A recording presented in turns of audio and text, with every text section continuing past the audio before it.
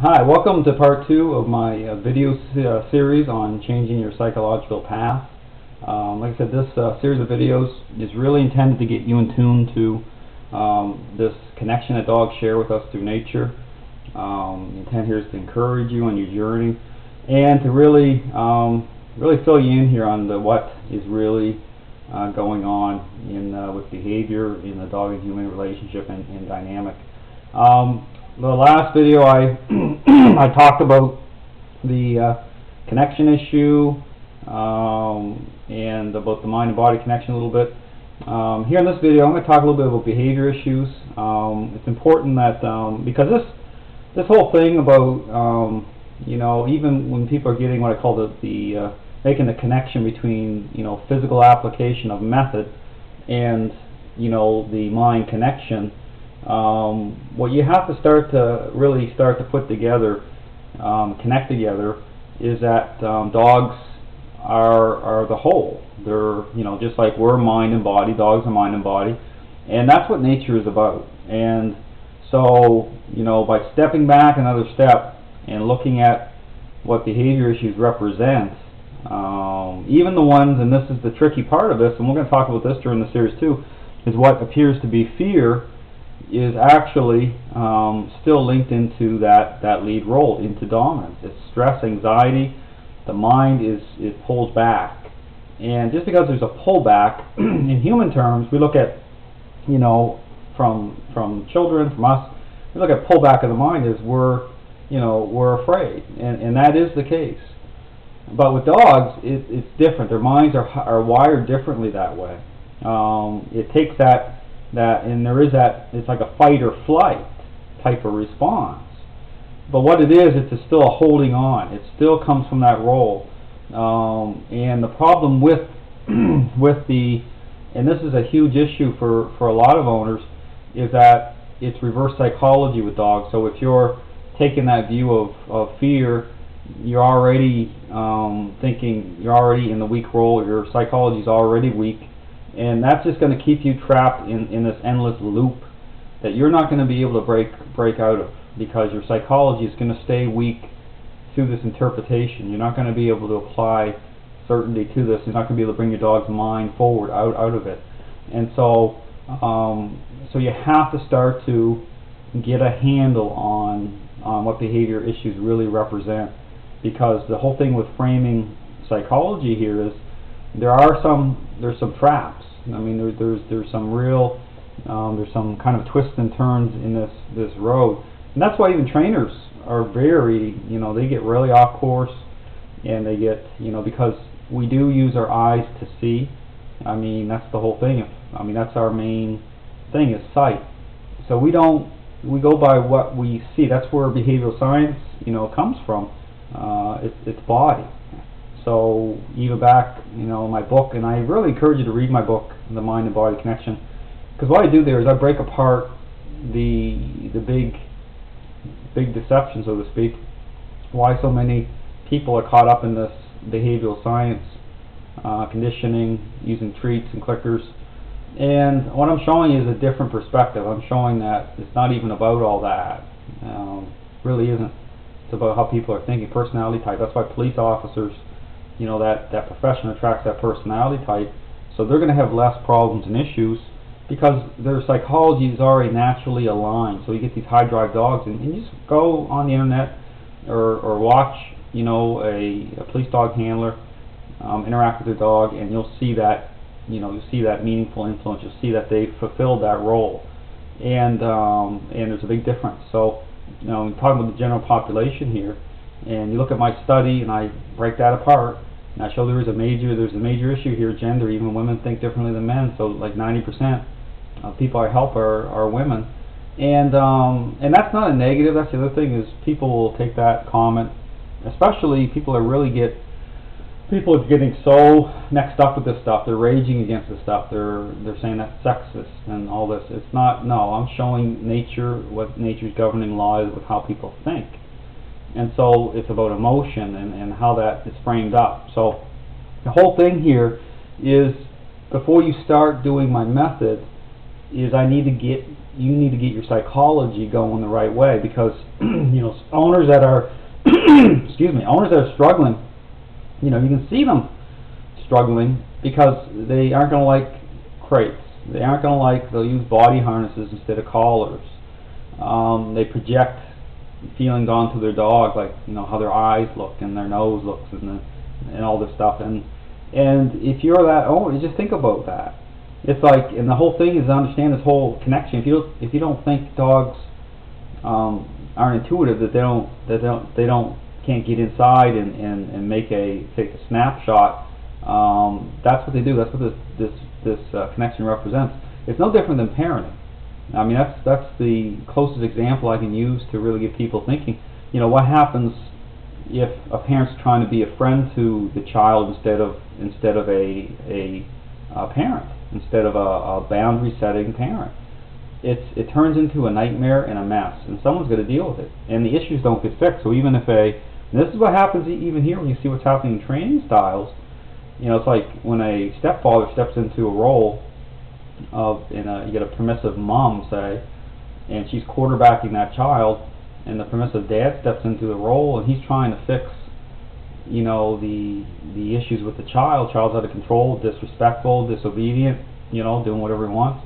What happens in that whole dynamic? Well, the permissive parent starts going after the stepdad, or the parent that's trying to, instill some discipline, and as a result, everyone becomes frustrated, and the issue doesn't get solved because the permissive parent is projecting. They're looking at themselves.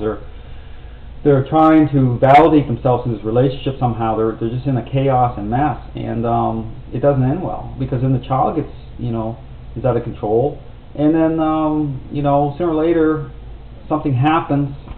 Child has to be dealt with through the court system, or doesn't turn out very well, and that's what society has become, by the way, we're getting to that tipping point anyway. It's this whole rise in permissive parenting, and I quote this in my book. I show a study, and it shows that.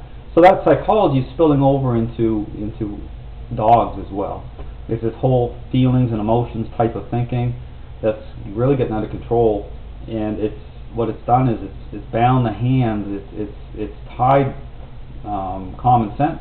It's really got to this point, and that's what's going on here. So, I challenge, when people do a session with me, I will challenge this thinking, because I have to get that owner to that point where you can start to align your psychology to get you in competition for the role, because that's where strength comes from.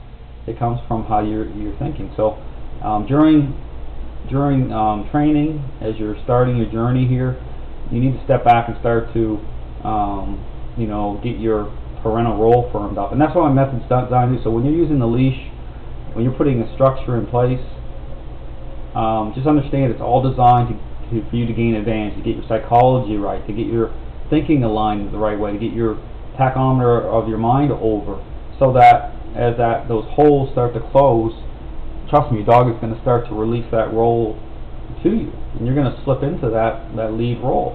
And this whole issue with connection too, I'm not suggesting you can't connect with your dog. It's just that it has to be done. It'd be like difference between two parents sitting on a couch. One's the friends of the parent to the child, and one is the parent. And the child, they can watch TV together, say the one that's being, and still interact and have what I suggest is strong relationship that's built on love. But the child knows that that's the father, or that's the mom, and that's influence. They have influence in their parental role. And when you're being a friend to a child, you don't have influence that way. It lacks meaning. It's not meaningful. And so it's like, the whole, and this is the issue we're getting into about commands. What do commands represent?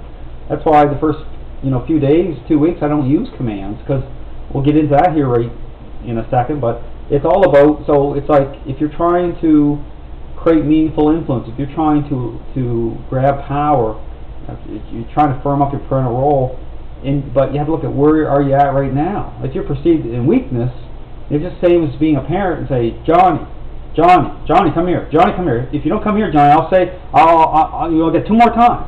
Well, what's Johnny thinking? Well, this parent's a pushover. I'll come when I want, and it's just weakness. Like there's no, and then if the parent has a type of influence, what else is going on? I mean, it's the difference between a parent saying, "Hey, Johnny, get over here." And Johnny comes over. Why? Because Johnny knows. Like, it's not about being abusive. I mean, that's the whole thing too. That very emotional people will do is they start to creep over into taking all dominance, everything out of context. And if you look at, you know, training methods and everything, they're caught up in physical appearances. If you're using a leash or they say crank it, they get crazy because their psychology, they're filtering information and they're not looking at, like how I do it, it's meant to influence the psychology. If you're moving the leash, it's meant to influence how you think, because that's what dogs are in tune with. But people that are really highly emotional can't get beyond that. I mean, they're in chaos over these devices or whatever you're using. Those are. I mean, you already think the whole goal here is to change how you think. So of course I'm going to push certain methodology off to the side. I don't want you to use it because it's not going to help you change how you think. It's going to keep you locked into too much emotion. It's not going to be able to gain influence through your role. So that's key here. So the issue about commands is, you know, dogs know the intent. So when you're doing my method, when your dog is even when you approach your dog and they're starting to react, the mind is starting to go backward. It's because that connection, that's a shared connection. The dog is already in your head, so to speak, and already knows the intent. So the script's changing. The dog's saying, you know what, I have the lead role here in the relationship. She or he, there's no way that I'm letting them direct my mind or put influence over me. I'm going to resist it. And that's why all the bad moments that you get, that's why the walk on the leash will start to go downhill right away. Or you might get bitten at times because the dog's holding a huge amount of power and you're getting in there and you're putting meaningful influence, and that's not how the dog sees you. So they're reacting to that. They're not going to accept that level of authority from you because that's not the role you're in. Your dog's already pegged you. So therefore, you're going to be in conflict with that, and you're being objectified. So as long as you're following the follower role, from the surface, from appearances, everything's going to look kind of okay. But just so you know, it's not okay at all. That's why the indicators, look for the behavior issues. You'll know, because you'll see. You'll say, this is a mess. It's getting out of control. I got all these behavior issues. Someone got bit. But you're the key here. You're the solution. You're the one that has to meet the criteria. You're the one that has to shift, create role change. And so through structure, through this whole thing with commands, people say, well, Dale, I want to be able to say sit, my dog sits. Yeah, we'll try doing it right now, see what happens. Dog either may not sit, or because you're objectified and you've created an association, a link to that type of thing where the dog gets something in return, so the dog sees you as merely a means to an end, a pathway. A friend, but not a leader.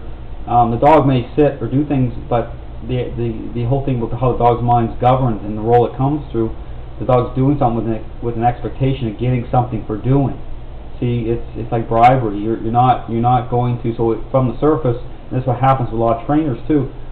Appearances. It looks like it's okay. It looks like that person's got influence, and really they don't. And the clue is the behavior issues. Those are the things that will tune you in that something's wrong. Because everything is like, the role is the tree, and the behavior issues are the branches. So you have to get your thinking right. And so the first 2 weeks you're just going to do. I mean, the dog is going to react to that. You need to kind of get over it. Okay, you have to. I mean, the whole goal here is not to create aggression. When I do my method, because you're coming from a weak role, the dog is going to transition easier. Just so you know, if a trainer or somebody of my personality type or steps into that role and tries to do things to your dog, they likely will get bitten even before they move the leash. And that's why it's better for you to do it because the dog has power over you. So it's not going to be such a transition. It's not going to be like a sudden just a snapping of severing of the cord. And that's why dogs will react that way, because it's the ebb and flow of the psychology here involved. So when you're doing this, and we look at my structure too, as I'm putting in place, I'm saying, well, use crates. If you have more than one dog, divide off. That's to give you advantage. That's to help to get you so that you can, step back from the relationship and start to get your act together, so to speak, and it's like divide and conquer. It gives you clarity and perspective. If you're just absorbed into how your relationship is built right now, and you're connecting just that way, chances are you'll be going through the motions, but you're not going to create meaningful change. It's not really going to change how you think. So this is about meaningful change. So you have to approach it that way. You have to really get grounded and get your thinking going straight. And before you watch my other videos, like you'll see me move the leash and around. You see me create these positions. But understand that's just the interaction. The mind is what is really key here. So the whole goal here is to get your mind going the right path. So and also too, if you're no matter where you've come from, like if you've done other training systems, sometimes people will think that they've wasted their time and they invested months and months and months or years even, and or they read books and watched TV and all that stuff. I don't believe anything's a waste. I mean, everything you have to put things. I put things into a positive context. So if you're really adopted the system and you're moving forward, making progress, then you have to look at that as part of helping more people, because then you can, where you came from can help people get to where they need to go, because you can say, I've been there and I understand it now, and now I'm moving forward and I can help more people. So try never to put things into, we can all do that. We can say, and then all that's going to do is frustrate you and create weak psychology. And you have to understand, I'm taking 20 years and dumping this into a series of videos here, and so I'm getting you at the core. I'm getting you at the starting point so you can move forward, because the whole thing here is for you to start to put a daily ritual in place, daily practice. When you do my methodology, it's about you starting to erode away at that power base of your dog. You'll see diminishment of behavior. That's the other thing to look for too, is you will see it. Instead of your dog barking 10 times, he'll bark 8 and 7. But every day when you do my method too, is understand you're just doing a little bit to start, so which means that you're not trying, don't overtrain, because your psychology can only change so much. So you're going to be doing, say, even just 2 minutes with technique on the leash.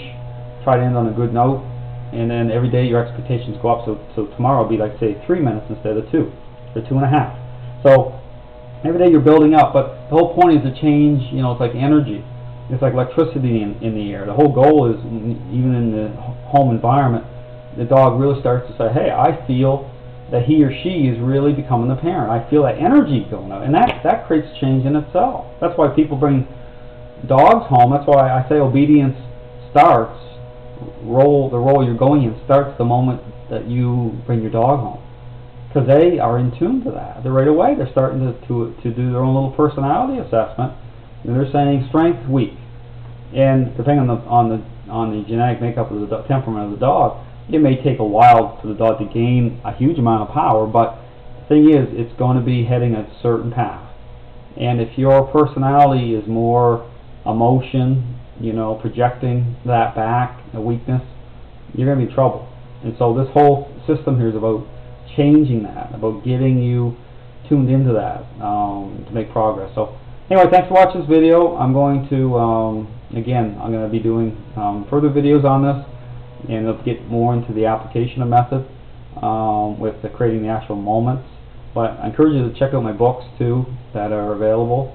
Beyond the Leash, Dog Psychology Guide. That's kind of my bread and butter book that has all the methodology in there, with the actual interactions and using the sit position to start, and the leash walk and answering questions.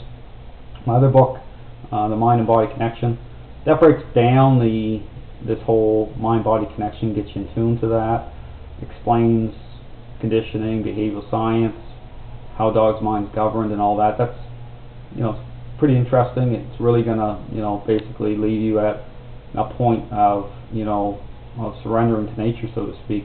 So it gets you going on the right path. So anyway, just thanks again for watching, and I encourage you to watch my next part 3, where I'm going to be continuing on. Thanks very much.